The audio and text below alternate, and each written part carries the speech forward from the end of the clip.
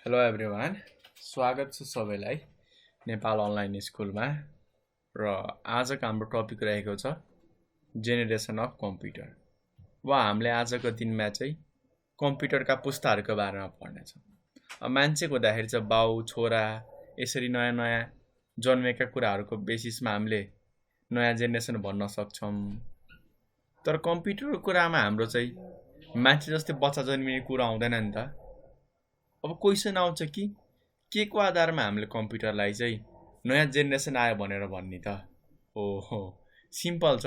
जसरी मान्छेहरूमा हाम्रो नयाँ नयाँ जन्मिँदै आउँछ त्यसै गरी हाम्रो टेक्नोलोजीमा वा कम्प्युटरको वर्ल्डमा पनि यदि नयाँ टाइपको हामीले टेक्नोलोजी वा नयाँ टाइपको हार्डवेयर युज गर्यो भनेदेखि त्यसैलाई हामी कम्प्युटरको नयाँ जेनेरेसन आयो भनेर भनिन्छ। फेरि नयाँ ब्रान्डको किबोर्ड नयाँ ब्रान्डको माउस आयो भनेर भने होइन है। हाम्रो कम्प्युटरको कोर हार्डवेयरहरू प्रोसेसिङ पार्ट वा एकदमै मेजर चेन्ज के ठुलो चेन्ज आएर नयाँ टेक्नोलोजी युज भयो भनेदेखि र नयाँ कम्प्युटर बनाइयो भनेदेखि त्यो बनाइएको नयाँ कम्प्युटरलाई हामी नयाँ जेनेरेसन भन्छौँ। र पहिलेदेखि अहिलेसम्म वा हाम्रो 19th सेन्चुरीदेखि लिएर 20th सेन्चुरीसम्म हेर्दाखेरि जम्मा हाम्रो कम्प्युटरको 5वटा जेनेरेसन छन् वा 5 पुस्ता छन्। सिम्पल छ, नाम गाह्रो छैन याद गर्नलाई। First generation, second generation, third generation, fourth generation र फिफ्थ जेनेरेसन। र हामी आज फर्स्टदेखि लिएर फिफ्थ जेनेरेसनसम्म पढ्नेछौँ। तपाईँहरूलाई कुनै पनि पार्टमा केही कन्फ्युजन लागेमा प्लिज सोध्नु होला है, केही पनि गाह्रो छैन। तर हामीलाई चाहिँ कहिलेकाहीँ फर्स्ट टाइम पढ्दाखेरि गाह्रो हुनसक्छ, त्यस कारण हामीलाई भन्नु होला है। अब चाहिँ हामी आफ्नो टपिकतिर अगाडि बढ्नेछौँ। जेनेरेसन अफ कम्प्युटर त बुझिसक्नु भएको छ, 5वटा हुन्छ भनेर पनि बुझिसक्नु भएको छ। र तपाईँहरूले चाहिँ यो डेटहरू कपीमा लेख्दा पनि हुन्छ र नलेख्दा पनि हुन्छ। हुन त हाम्रो यो डेट अनुसार नै जेनेरेसन तोकिएको छ हो, तै पनि हाम्रो यो एकुरेट चाहिँ छैन है। मैले लेखेको हो तर मैले भन्छु कि एकुरेट होइन, किनकि हाम्रो 3-4वटा वेबसाइट धेरै ठाउँमा भिजिट गर्नुभयो भनेदेखि डेटहरू फरक फरक पाइन्छ क्या। कुनैमा 1950देखि लिएर 1960सम्म छ, कुनैमा 1942देखि लिएर 1952मा छ हो, कुनैमा 1945देखि लिएर 1955मा छ। मैले चाहिँ बेसिस 1945देखि लिएर 1955सम्मकोलाई मानेको छु। तर सबैमा एउटा कुरा कमन छ है, जुनसुकै साइट भिजिट गर्नु होला तपाईँहरू 10 इयर्सको हाम्रो चाहिँ डिफ्रेन्स चाहिँ देखाएको छ। ल अब 42 छ भनेदेखि 52, त्यहाँदेखि 10 वर्ष भयो। 45 छ भनेदेखि 55, 50 छ भनेदेखि 60। जे होस् 10 इयर्सको हाम्रो चाहिँ एउटा ग्याप देखाइएको छ, त्यो चाहिँ सबैमा कमन छ है। अब फरक पर्छ कि उसले कहाँबाट बेस मानेको छ। र मेरो सजेसन मान्नुहुन्छ भनेदेखि 1945लाई नै बेस मान्नु होला, किनकि मैले पनि धेरै हिस्ट्रीको बारेमा पढाएको छु र यो डेट चाहिँ मलाई एकदम फिक्स लागेको छ है। किनकि धेरै ठाउँमा मान्छेहरूले वाद विवाद गर्छन्, डेटमा नजाऊँ न, हामी टेक्निकल मान्छे हो, हामी कम्प्युटरको जेनेरेसन भनेको त्यो कुरामा बुझौँ, डेट त के नै भयो र 2-4 वर्ष यताउता हुँदाखेरि। र फर्स्ट जेनेरेसन अफ कम्प्युटरको कुरा गर्ने हो भनेदेखि हाम्रो पहिलो जेनेरेसन अफ कम्प्युटरमा वा इलेक्ट्रोनिक कम्प्युटर है, हाम्रो भ्याकुम ट्युबलाई चाहिँ एज अ मेजर टेक्नोलोजी मानिएको थियो क्या।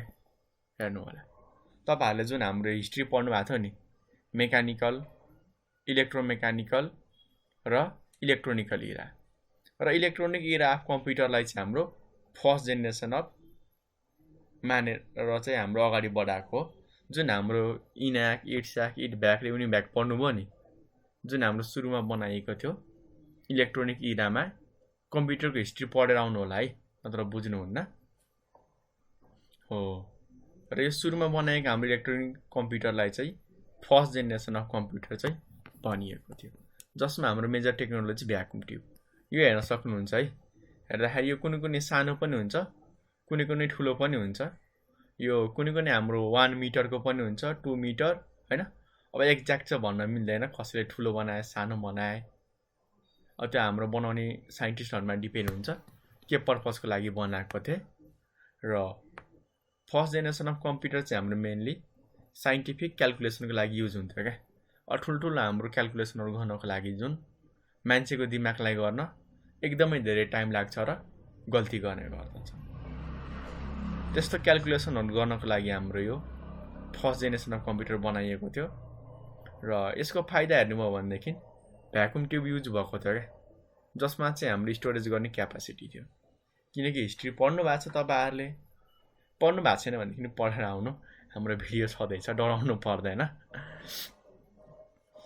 पुरानो कम्प्युटरमा चाहिँ हाम्रो जस इनपुट दिने हाम्रो क्यालकुलेसन गर्छ अनि रिजल्ट देखाउँथ्यो, तर त्यो सेभ भएर नबस्ने क्या। तर फर्स्ट जेनेरेसन कम्प्युटरमा चाहिँ हाम्रो एन्सरहरू रिजल्टहरू सेभ गर्ने अप्सन पनि बनाइएको थियो। र फर्स्ट जेनेरेसन कम्प्युटरको स्पिड हाम्रो मिली सेकेन्डमा थियो है। अब मिली सेकेन्ड भनेको त्यस्तो डराउनु पर्दैन।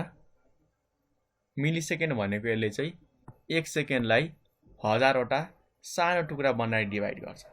अर्थात् तपाईँहरूले जो नर्मल बुझ्नु हो भनेदेखि यसले चाहिँ हाम्रो लागि 1 सेकेन्ड हुनु भनेको कम्प्युटरको लागि 10-15 मिनट जस्तो हो क्या। त्यसरी बुझ्नु न, जस्ट इमेजिन गराउन खोजेको है तपाईँहरूलाई, त्योभन्दा ठुलो कुरा केही छैन। अब हामी बुझौँ कि फर्स्ट जेनेरेसन अफ कम्प्युटरमा के खराबी थियो त। धेरै कुराहरू खराबी थियो, किनकि फर्स्ट टाइम बनाइएको थियो, बिस्तारै बिस्तारै चेन्ज त भएको हो नि। तर सुरुमा हेर्दाखेरि चाहिँ साइजमा एकदमै धेरै ठुलो। अब साइज बढेपछि पक्का भारी बढ्छ हो। 30 टनको थियो है। अहिले तपाईँहरूले टनलाई क्विन्टललाई केजीमा कन्भर्ट गर्न सक्नुहुन्छ। र म तपाईँहरूलाई सानो रिक्वेस्ट गर्छु कि 30 टन भनेको कति केजी हो प्लिज तल कमेन्ट गर्नु होला। हामी पनि हेरौँ न हाम्रो भाइ बहिनीहरू कति ट्यालेन्ट छन्, र आशा छ कि सबैले कमेन्ट गर्नुहुन्छ भनेर। र कम्प्युटर हाम्रो एकदमै महँगो पनि थियो, र ठुलो भएको कारणले महँगो पनि हुन्छ थाहा छ, किनकि धेरै मेटेरियलहरू धेरै सामानहरू चाहिन्छ ठुलो कम्प्युटर बनाउनलाई। र ठुलो कम्प्युटर चलाउनलाई हामीलाई एनर्जी पनि एकदमै धेरै चाहिन्छ क्या हो, जस कारण हामीलाई एकदमै महँगो परिरहेको थियो। र यसमा डाटाहरू हाम्रो थोरै एमाउन्टमा मात्रै स्टोर गर्न सकिन्थ्यो, किनकि यसमा हाम्रो म्याग्नेटिक ड्रमहरू पनि थियो है। ठिक छ ल। अर्को चाहिँ हाम्रो भ्याकुम ट्युबले एकदमै धेरै हिट प्रड्युस गर्ने क्या, किनकि यहाँबाट हामीले करेन्ट पठाउँथ्यौँ अनि हाम्रो तात्थ्यो क्या होइन। तपाईँहरूले यो हेर्न पनि सक्नुहुन्छ हाम्रो 3D एनिमेसन, कि यहाँबाट करेन्ट पठाउँदाखेरि ठ्याक्कै हाम्रो भित्र हिटर जस्तो हुन्छ क्या हो। त्यो हिटर तातेर चाहिँ एकदमै तात्ने क्या। र यसलाई चाहिँ हाम्रो चिसाउनको लागि कुलिङ सिस्टम युज गरिन्थ्यो। कुलिङ सिस्टम युज गरेन भनेदेखि कम्प्युटर भएको रुममा छिर्न एकदमै गाह्रो हुन्थ्यो है। र यसमा हाम्रो धेरै लेस इफिसियन्सी थियो, किनकि यसमा हाम्रो प्रोग्रामिङको कुराहरू थिएन, सफ्टवेयर बनाउने कुराहरू त्यस्तो राम्रो डेभलप भएको चाहिँ थिएन क्या। ठिक छ, हामीले हरेक कम्प्युटरको लागि छुट्टा छुट्टै सफ्टवेयरहरू प्रोग्रामहरू बनाउनु पर्थ्यो। अहिलेको जस्तो थिएन क्या। अहिले एउटा कम्प्युटरको लागि बनायो हजारौँवटामा चल्छ, तर पहिले चाहिँ हाम्रो त्यस्तो थिएन। त्यसपछि हाम्रो त्यो फर्स्ट जेनेरेसन कम्प्युटरमा भएको कमी कमजोरीहरूलाई सुधारेर चाहिँ एउटा नयाँ जेनेरेसन अफ कम्प्युटर बनायो। अर्थात् यसमा भएको हाम्रो मेजर टेक्नोलोजीलाई चेन्ज गरियो क्या। जुन हाम्रो भ्याकुम ट्युब छ नि, त्यो भ्याकुम ट्युबलाई नै चेन्ज गरियो क्या हो। अनि हाम्रो नयाँ जेनेरेसन आयो, सेकेन्ड जेनेरेसन, जुन हाम्रो 1955देखि लिएर 1965सम्म चल्यो। 10 वर्ष चल्यो। 10 वर्षसम्म बनाइराखियो, कति बेलासम्म बिक्री भयो। ट्रान्जिस्टर युज गर्दाखेरि हाम्रो एउटा नयाँ जेनेरेसन कम्प्युटर आएको थियो। तर फाइदा हामीलाई के थियो त, ट्रान्जिस्टरको साइज हाम्रो भ्याकुम ट्युबभन्दा चाहिँ एकदमै सानो थियो। अब हेर्नु होला, भ्याकुम ट्युबभन्दा सानो भएको कारणले के हुने भयो त, हाम्रो कम्प्युटरको साइज घटेर गयो नि त। अब यत्रो ठुल्ठुलो कम्पोनेन्ट युज गर्दाखेरि त अब हाम्रो एउटा मात्र हुँदैन, हजारौँवटा कम्पोनेन्ट हुन्छ हो। अब हजारौँवटा यस्तो ठुल्ठुलो साइजको कम्पोनेन्टलाई यस्तो सानो साइजको हाम्रो हार्डवेयरले रिप्लेस गर्यो भनेदेखि अब एउटा हार्डवेयरमा यति स्पेस बच्यो, जस्ट इमेजिन भनेपछि हजारवटामा कति हुन्छ त, धेरै ठाउँ बच्ने भयो हो। यसरी हाम्रो साइजहरू चाहिँ घट्यो। त्यति मात्र होइन, एउटा ट्रान्जिस्टरले हाम्रो 100वटा 1000वटा भ्याकुम ट्युबले गर्ने काम गर्थ्यो क्या। हेर है फाइदा। एक त हाम्रो साइजमा सानो छ, त्यति मात्र होइन, एउटा हामीले ट्रान्जिस्टर युज गर्यो भनेदेखि 100वटा भ्याकुम ट्युब, 200वटा भ्याकुम ट्युब बराबर वा हजारौँ भ्याकुम ट्युब बराबर काम गर्न सक्थ्यो, डिपेन्डिङ अपन कति पावरफुल ट्रान्जिस्टर छ। कुनै पावरफुल हुन्छ, कुनै हाम्रो लेस पावरफुल हुन्छ, हैन। र यी सबै कारणले गर्दाखेरि हाम्रो फास्ट पनि भयो र साइज पनि घट्यो, सँगसँगै हाम्रो सस्तो पनि भयो क्या। किन त बनाउनै हामीलाई सस्तो पर्यो नि त। ट्रान्जिस्टरमा हेर्नु न, हाम्रो यति मात्र मेटेरियल छ, हाम्रो भ्याकुम ट्युबमा हेर्नु न कति सामान चाहिन्छ बनाउन, हो। बनाउनलाई थुप्रै सामान चाहियो, अब थुप्रै सामान भएपछि हामीलाई पैसा पनि धेरै लाग्छ, भएन ल। र यसमा पनि हाम्रो किबोर्ड र माउसको कुरा आएको थिएन, पञ्च कार्डकै कुराहरू थियो। तपाईहरुलाई पञ्च कार्डको ट्युटोरियल चाहिएमा भन्नु होला, हामी प्र्याक्टिकल गरेर देखाउनेछौँ। र सेकेन्ड जेनेरेसन अफ कम्प्युटरदेखि हाम्रो चाहिँ बिजनेसहरुमा, इन्डस्ट्रीहरुमा, कमर्सियल अर्गनाइजेसनहरुमा, सँगसँगै हाम्रो गभर्नमेन्टहरुले पनि युज गर्न थाले। केही भर्जनहरु छन् र हाम्रो नेपालमा नि फर्स्ट टाइम कम्प्युटर यही सेकेन्ड जेनेरेसनकै आएको थियो है, IBM 1401 हो। यही सेकेन्ड जेनेरेसनको कम्प्युटर आएको थियो, अर्थात् भ्याकुम ट्युब वाला होइन, ट्रान्जिस्टर वाला आएको थियो। किनकि एसी राखेर मेन्टेन गर्नुपर्छ, एकदमै गाह्रो हुन्थ्यो फर्स्ट जेनेरेसन। अब यसमा भएको हामी केही फाइदा र बेफाइदाका कुराहरू भन्छौँ। फर्स्टमा फाइदा हेर्यौँ भनेदेखि त्यही हामीले अघिको पढेको कुराहरू, साइज हाम्रो घट्यो, हैन। साइज घट्नु कारणले हाम्रो एनर्जी पनि थोरै लिने भयो, हाम्रो कम्पोनेन्ट पनि घटाएको छ, त्यसकारण एनर्जी पनि कम लिने र तात्ने पनि कुराहरू कमै थियो है। सँगसँगै हाम्रो पञ्च कार्डहरू इनपुटको लागि युज गरिन्थ्यो, अर्थात् इनपुट दिने हामीसँग चोइस चाहिँ थियो है। र फर्स्ट जेनेरेसन भन्दा हाम्रो सेकेन्ड जेनेरेसन कम्प्युटरहरू एकदमै सस्तो, किन्ने बेला पनि सस्तो, चलाउँदा पनि हामीलाई सस्तो नै पर्थ्यो। र स्पिडमा हाम्रो इम्प्रुभमेन्ट थियो है, मिली सेकेन्डबाट माइक्रो सेकेन्ड। योभन्दा अगाडि हाम्रो 1/10⁻³ र सेकेन्ड जेनेरेसन हाम्रो 1/10⁻³ माइक्रो सेकेन्ड। अब 1/10⁻⁶ ले डिभाइड गरेर हेर्नु होला कति सानो भ्यालु आउँछ, अर्थात् यसले हाम्रो काम एकदमै सानो समयमा गर्न सक्छ। अब यसका हामी केही बेफाइदाहरू वा डिसएडभान्टेजहरूको बारेमा कुरा गरौँ। फर्स्टमा चाहिँ हाम्रो कुलिङ सिस्टम वाज रिक्वायर्ड।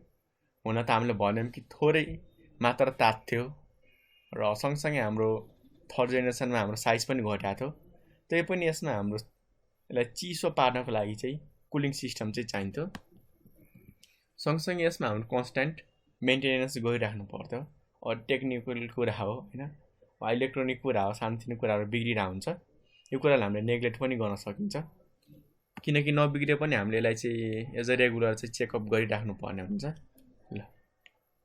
र सेकेन्ड जेनेरेसनको अर्को सबैभन्दा बेफाइदा कुरा के थियो भन्दाखेरि पर्सनल युजको लागि थिएन क्या। अब मैले चाहिँ आफ्नो पर्सनल युजको लागि कम्प्युटर किन्न खोजेमा किन्न त सक्थेँ, तर युज गर्न मिल्दैन थियो क्या। किनकि हाम्रो मल्टिपल काम गर्न सक्ने वा भर्साटाइल कम्प्युटरहरू थिएन है सुरुमा। जस्तो हामीले भिडियो, अडियो, गीतहरू एडिटिङको लागि युज गर्छौँ नि, सेकेन्ड जेनेरेसनसम्म त्यस्तो चोइस चाहिँ थिएन है, हाम्रो कालो स्क्रिनमै कामहरू गर्नु पर्थ्यो। त्यसै गरी आउँछ हाम्रो थर्ड जेनेरेसन हो। अब चाहिँ हाम्रो एकदमै धेरै चेन्ज आउँछ है। कम्प्युटरमा सबैभन्दा बढी चेन्ज आएको वा रिभोल्युसन आएको भनेको हाम्रो थर्ड जेनेरेसनबाटै हो, जसको हाम्रो टाइम रहेको छ 1965 to 1975 सम्म। र थर्ड जेनेरेसनमा हाम्रो मेजर टेक्नोलोजी चाहिँ आइसी युज गरिएको थियो। तपाईहरुलाई धेरैजनाले सुन्नु भएको छ, एज अ सिम्पली यसलाई फुल फर्ममा हामीले इन्टिग्रेटेड सर्किट पनि भन्छौँ। र आइसीले पनि हाम्रो कम्प्युटरको साइज घटाउनमा एकदमै धेरै हेल्प गरे है। र कतिजनाले भन्छन् कि यो आइसी यसो हेर्दाखेरि त हाम्रो ट्रान्जिस्टर भन्दा त ठुलो छ नि, हेर्नु नि हो, यो ट्रान्जिस्टर हाम्रो एकदमै सानो हुन्छ, तर एज अ आइसी हेर्यो भनेदेखि हाम्रो ठुलो हुन्छ। तैपनि हाम्रो यो आइसीले कम्प्युटरको साइज कसरी घटायो भन्ने कुरा हुन्छ ल। माने एउटा आइसी र एउटा ट्रान्जिस्टरको साइज हेर्दाखेरि हाम्रो ट्रान्जिस्टर सानो छ, तर यो हाम्रो एउटा आइसीले हजारौं ट्रान्जिस्टरले गर्ने काम गरिदिन्छ। अब हजारवटा ट्रान्जिस्टरको साइज र एउटा आइसीको साइज कम्पेयर गर्नु त हो, यस्तो कुरामा कम्पेयर गर्दाखेरि हाम्रो साइज चाहिँ घट्छ क्या हो। र साइज घट्नुको सँगसँगै हाम्रो स्पिड पनि के भयो त एकदमै धेरै बढेर आयो। र केही हाम्रो एक्जाम्पलहरू यहाँनिर हेर्न सक्नुहुन्छ।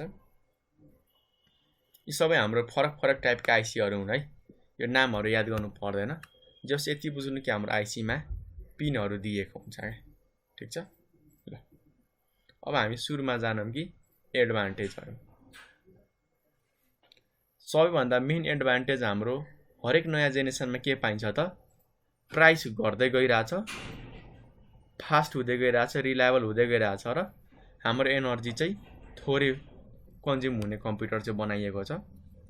साइजको कुरासम्म त तपाईँहरूले बुझिसक्नु भएको छ, मैले के भन्नु परेन। यसमा हाम्रो ड्रास्टिक चेन्ज केमा भएको थियो भन्दाखेरि स्टोरेज क्यापेसिटी एकैचोटि अचानक बढ्यो क्या। हाम्रो सेकेन्ड जेनेरेसनसम्म चाहिँ केबीमा एमबीमा डाटा स्टोर गरिन्थ्यो तर जब हाम्रो थर्ड जेनेरेसन अफ कम्प्युटर आयो नि अचानक स्टोरेज क्यापेसिटीहरू जिबीमा हुन थाल्यो क्या। एकदमै हाम्रो हजार गुणाले बढेर गयो कि स्टोरेज क्यापेसिटी, एकदमै धेरै चेन्ज भएको थियो। त्यति मात्र होइन, हाम्रो यो पञ्च कार्डको ठाउँमा चाहिँ माउस र किबोर्डहरू युज गर्न थाले वा युज हुन थाल्यो क्या। हेर्नु न, माउस र किबोर्ड पनि आयो, सँगसँगै हाम्रो स्टोरेज क्यापेसिटी अचानक बढेर गयो क्या। त्यो चाहिँ हाम्रो लागि एकदमै बेस्ट भयो। त्यति मात्र होइन, यसमा हाम्रो अपरेटिङ सिस्टमको कन्सेप्ट आयो।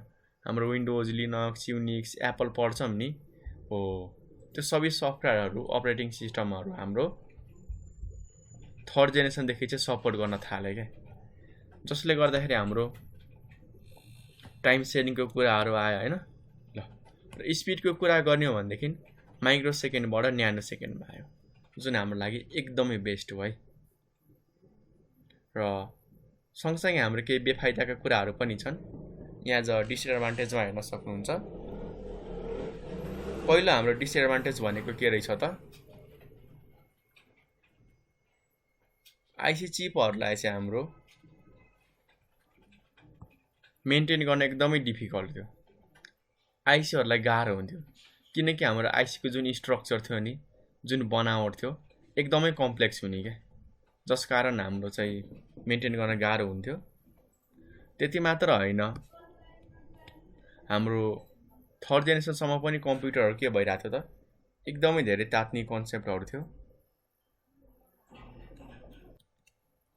र सँगसँगै हामीलाई चाहिँ एकदमै सोफिस्टिकेटेड वा एकदम एडभान्स टेक्नोलोजी हामीलाई चाहिएको थियो क्या, हामीलाई एज अ आइसीहरू बनाउनको लागि, ठिक छ। त्यसपछि आउँछ नेक्स्ट हाम्रो फोर्थ जेनेरेसन अफ कम्प्युटर, जुन चाहिँ हाम्रो 1975 देखि लिएर 1989 सम्म बनाइयो। अर्थात् हाम्रो यो कम्प्युटर चाहिँ 15 वर्षसम्म चल्यो है। ल यहाँ त थाहा पाइसक्नुभयो कि हाम्रो यो 1975 देखि लिएर 1989 सम्म चल्यो र हाम्रो यो फर्स्ट टाइम चाहिँ कम्प्युटर 15 इयर्ससम्मको लागि चलेको थियो। ल र हाम्रो फोर्थ जेनेरेसन अफ कम्प्युटरमा चाहिँ मेजर टेक्नोलोजीको कुरा गर्ने हो भनेदेखि चाहिँ हाम्रो आइसी भन्दा पनि एडभान्स टेक्नोलोजी आएको थियो, जसलाई चाहिँ हामीले एज अ माइक्रो प्रोसेसर भन्छौँ है, तपाईँहरू सबैलाई थाहा छँदैछ। र माइक्रो प्रोसेसरलाई तपाईँहरूले एज अ सिपियु पनि भन्नुहुन्छ। हुन त हाम्रो धेरैजनाले चाहिँ सिपियु भनेको जुन हाम्रो त्यो ठुलो डब्बा छ होइन त्यसलाई बुझ्नुहुन्छ है, तर हाम्रो एज अ कम्प्युटरको स्टुडेन्टले सिपियु केलाई हामीले बुझ्नुपर्ने हुन्छ त। र जुन तपाईँहरूले यो सिपियु हेर्नु भएको छ नि, वा माइक्रो प्रोसेसर भनौँ एज अ टेक्निकल मान्छे, यसले नै हाम्रो मेन प्रोसेसिङको काम गर्छ है हाम्रो कम्प्युटरमा, सबैलाई थाहा छ।